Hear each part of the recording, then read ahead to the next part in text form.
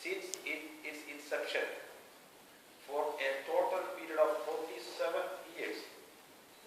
He also holds the world record of having presented maximum number of 10 budgets as a finance minister. He is a well-known humanitarian, very popular speaker. He is a crowd puller, voracious reader, and he penned more than 11 books. His famous books are Toiling Class Doctrine, The Fall of Marxist Doctrine, Construction of Democracy, the Toiling Class Theory, and the Political and Economic Studies was the first ever theory being derived as the Marxist theory. He graduated law in 1955 and started career as a lawyer, and then entered into active politics and social work. He has got a political career about 57 years total. First 10 years he was with the Congress Party, and he came from the grassroots level.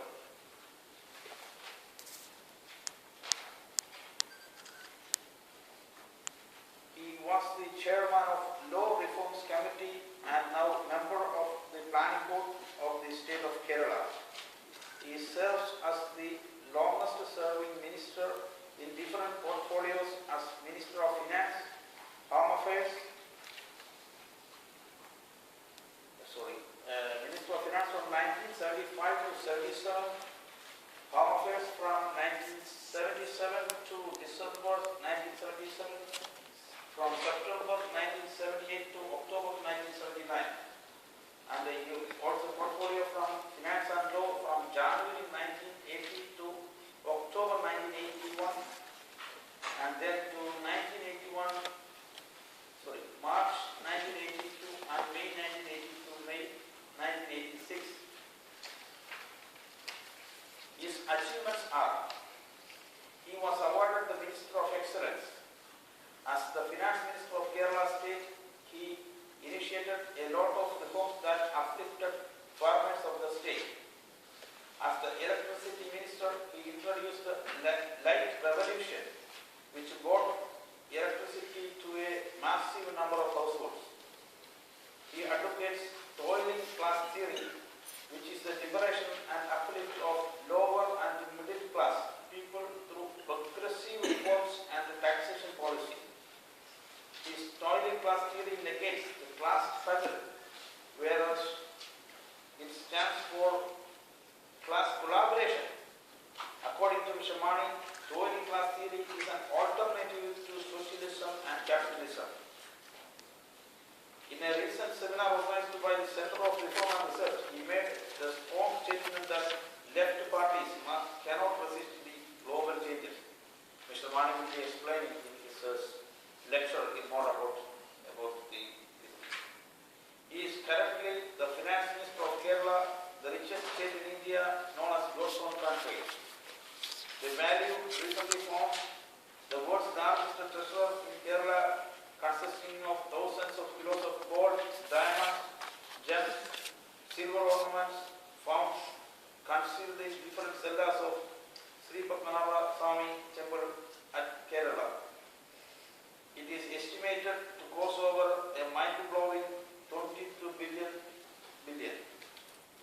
Kerala is a state with 100% literacy and has a population of 35 million people. The naturally beautiful state has 44 rivers, 14 freshwater lakes, and has long coastline of 519 kilometers on the western side of the state, hugging the Arabian Sea.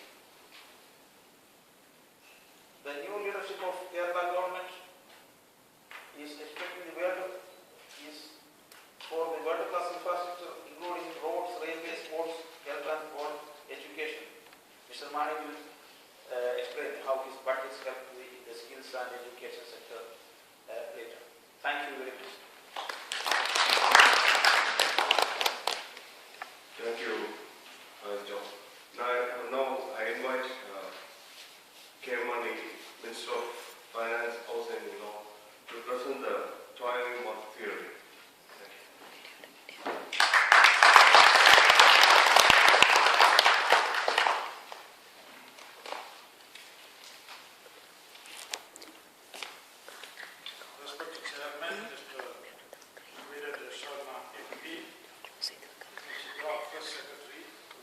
democracy, my dear friends, distinguished dignitaries, ladies and gentlemen, I deem it a great privilege to be here in the House of Parliament. You must distinguished dignitaries and eminent personalities. Let me first of all thank all of you, especially the chairman of the all-party parliamentary group and his chairman, Mr. Videndra Sharma, for having said nice words about me and for having given me this opportunity to present my thesis, the toiling mass theory. The British Parliament is rightly hailed as a mother parliament.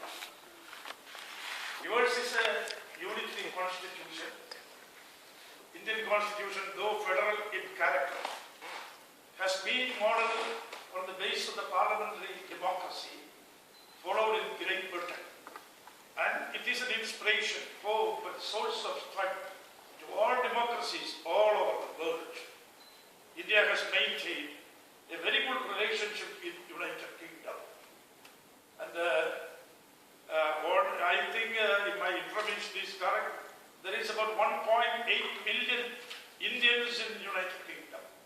On behalf of the people of India and on behalf of the Indian population of the UK, I extend my respectful regards to the government of the UK and the people of the UK.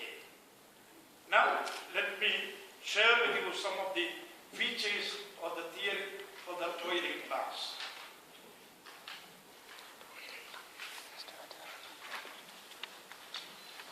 The theory of the toiling class is an alternate to communism and capitalism. The two ideologies, well-known ideologies, but however, they have their own drawbacks. You know all what is capitalism. Capitalism means unlimited ownership of the means of production, unlimited private capital formation, and limitless acquisition and accumulation of wealth are the features of capitalism. But this system creates economic inequalities and concentration of wealth, and it promotes exploitation. Therefore, it has not gained universal acceptance. Then we shall go on communism. Communism, abolition, you know all what is communism.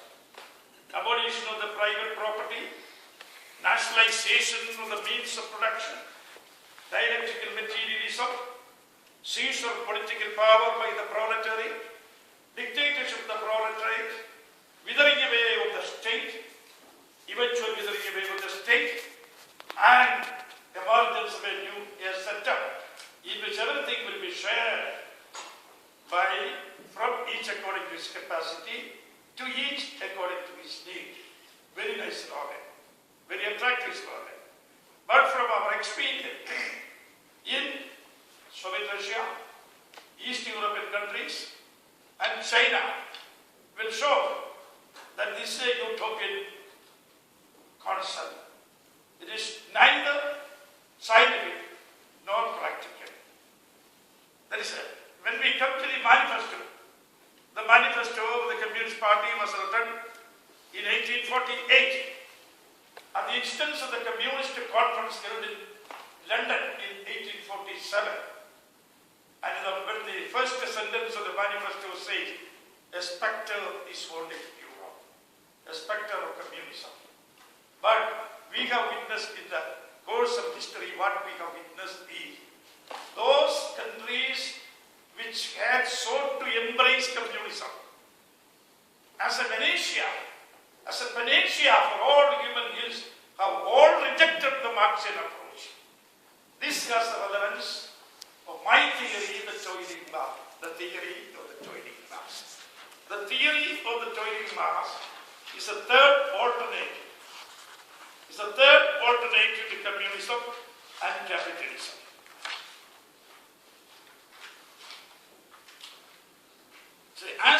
Marxism and capitalism are not suitable ideologies to establish an egalitarian society. We want a third alternative. The alternative is a political economy capable of eliminating the disadvantages of both ideologies and harmonizing the two socio-economic dispensations. What I visualize is a socialist order within a democratic system. This can be termed as the people's socialism, embracing the entire lower middle class, thereby ensuring the welfare of the toiling class. Reasons for the, we shall analyze the reasons for the collapse of communism. The main reason for the collapse of